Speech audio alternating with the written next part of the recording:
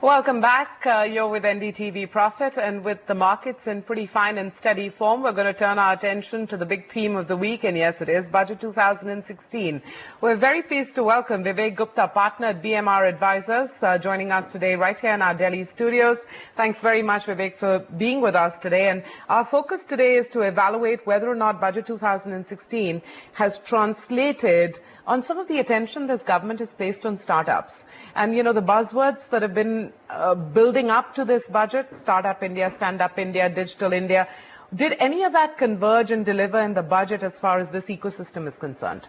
So I think 2 or 3 overall points in the budget, which impact not only startups but the economy in general, and therefore the environment for startups. So the one big positive that we would see is the fact that by retaining fiscal deficit at the 3.5% number, hopefully we have signaled a certain cost of capital to the economy as a whole. Okay. And the moment we do that, whether you're a startup or you are a seasoned corporate, you have available credit flows and funds from the system at a certain cost, which I think is always interesting for the entire ecosystem of startups, PEs and VC funds. Right. So that is one. At an overall level, the second theme I think, which I would say is very positive, is the fact that the whole accent on doing everything digitally. So even simplifying tax procedures, and I think he alluded to it in the speech, the finance minister, even as I simplify procedures, we will use a whole host of tax analytics. So for an honest taxpayer, which most of the PE, VC funded companies tend to fall in that bracket, if you're using more analytics, if you're interacting with me more digitally as opposed to face-to-face, I welcome it. I do not have the bandwidth to, in any case, manage departments and manage regulators. So at that point in time, if I have limited but correct interaction with the government, I think that's a huge positive. That's an interesting thought. So at an overall level, I think these two messages to the startup, PE, VC community are hugely positive. Well, you know, you've really thought through the positives in this budget, because those are two, I have to admit, most refreshing interpretations that I've heard since budget day. Now let's get really sort of granular and start with perhaps REITs and InvITs and, you know, the real relief in the budget. So look, REITs hadn't really taken off because you had a provision in the Act which said that if you have an SPV which distributes dividend onto the business trust, you pay tax on it. Yes. As per SEBI norms, you had to distribute 90% of what you earned any which way. Right. So economically, you were suffering a 20% distribution tax, which was just taking returns off for the investors, so, which made REITs and InvITs a non-starter. Yes. Admittedly, I think there are still some stamp duty issues that need ironing out. But, you know, if you had to weigh the stamp duty issues versus this, would you say the bigger hurdles out of the way? So the hurdle that could have been out of the way from a central government finance act perspective is out of the way. Okay. So from that perspective, I think that REITs and InvITs will get a fill-up. Lots of players are looking, and they have commercially they have REIT plans ready. So I would think that this would put in place a sequence of events where we would start to see the beginning of REITs and InvITs coming into the economy. But, you know, this framework's taken a while to really fall perfectly into place. We still don't have a single REIT here. I mean, operationally, how far could we still be off? Well, I think lots of thinking has gone into REITs even at corporate levels. So people know what assets they want to put into REITs. Investors have understood REITs a little bit. And whenever you introduce a new concept, it does take time. Admittedly, this has taken slightly more time, but it does take time.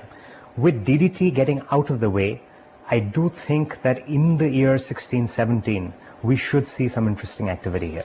For a layperson who's watching, who just buys stocks, and they are wondering what this acronym, Real Estate Investment Trust, stands for and what it really means in terms of, you know, charging business, charging up business, describe it simply. Why REITs are important to India? So what this means is, let us say I have a stream of assets which are rental income generating. Rental income generating assets tend to be safe assets in a manner of speaking. There is no way today that I can monetize the value of that asset. What a REIT enables me to do is to put that entire assets with their rental income streams into a trust, which we call a REIT, and then have investors invest into that REIT. So I'm creating more capital flows out of my rent yielding assets. That's the basic concept of a REIT. Right. And for an economy like India, which is capital starved, anything that helps the flow of capital through the various systems in the economy is useful. Sure. Changing gears a little bit, under the same umbrella, AIFs and the fillip from the budget for them? So I think two big points that I would like to mention from an AIF standpoint. Number one, FDI in AIFs has been made more tax efficient. Previously, you had 10% withholding tax on any distribution from the fund to its non-resident investors. Now, if I'm a non-resident investor coming out of Singapore or Mauritius, where I have treaty benefit, let's say, on capital gains, and therefore the net effective tax rate to me should have been zero, yes, there was no mechanism to get to that zero rate because the law forced an AIF at the time of distribution to withhold tax at 10%. So that has been done away with, or that has been rationalized by providing treaty relief in those circumstances. Okay. So I think that's a big one from a AIF income distribution standpoint.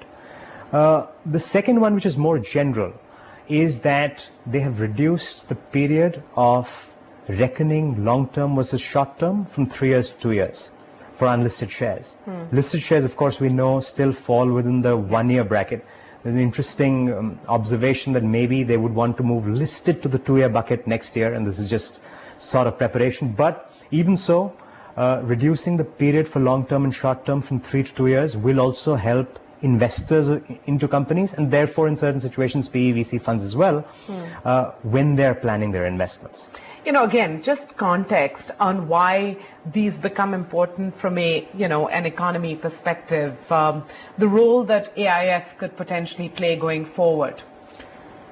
See, as I said, India is a capital-starved economy. So it comes back to that same thesis. For businesses to grow, you have to get capital flowing through the economy. Yes. That's the basic point.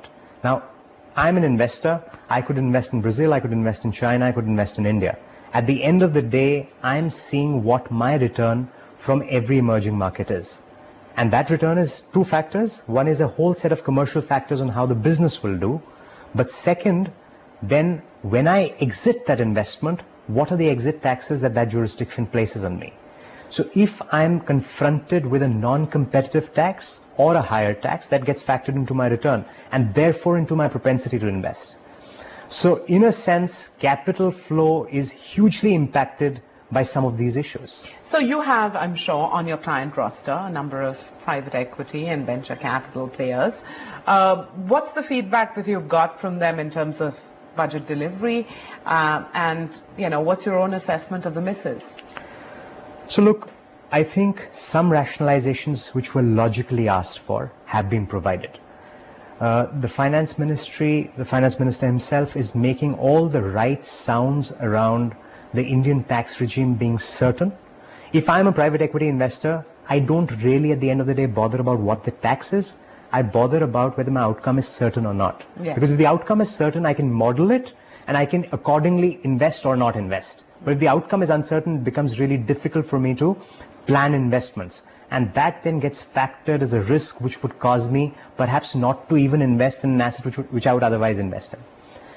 So I think there's lots of sound bites which seem to suggest that this government, at least at the topmost levels, wants to move us into a regime of higher certainty. Now what could have therefore, and these asks are in a way never ending, but what more could have helped the private equity VC industry from a budget standpoint is if proper safe harbor was provided in terms of the role of India-based fund managers and how that taxation will occur. What is still not clear, or what is still not entirely clear, let me say, is if I have an India-based fund manager who's scouting for investments, who's helping me identify investment opportunities, but the fund operates out of a foreign jurisdiction, let's say Singapore, yes, because that's where the vehicle is, where all the investors come in, and that's where the investment committee sits, etc. Then how does taxation really work? Can India assert a right to the exit tax on the ground that either residency or place of effective management is situated in India? I think some more clarity around this rule would have helped. That's one. Two, is income of a private equity or venture capitalist business income or capital gains? I think there's lots of conversations that have happened. There's lots of even appeals, judicial precedents that is getting built up. But a simple statement from the government to say, we view you as investors, this will be capital gains, would put an end to all that uncertainty. Is that a tough ask, though? Well, it is an ask. At the end of the day, I am investing in capital assets and I'm exiting capital assets. So it should be capital gains income. The argument on the other side is your business is to invest and therefore it should be business income.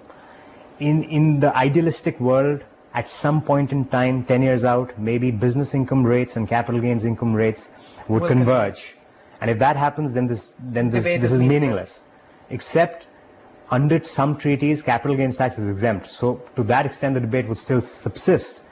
At this point in time, I would say for capital flow, to be able to clarify that this is capital gains would be useful. In any case, practically most of it is being treated as capital gains. So it's not as if the government is giving up something. It's just providing more certainty on a position that perhaps exists practically in 80% situations any which way. Okay. So, I mean, just go out and state it. Yes. Is what would have been the ask. And that could perhaps be done, and that perhaps doesn't even need a legislative amendment. That could perhaps be done by an administrative executive action as well. Well, Vivek Gupta, I hope we've covered all the ground we intended to. Thanks very much for joining us today on NDTV Profit. Good to get that clarity. Thank you. Thank you. We're going to take a very quick break and extend this conversation, actually, with Dr. Saurabh Srivastava. He's co-founder of NASSCOM, part of the Indian Angel Network.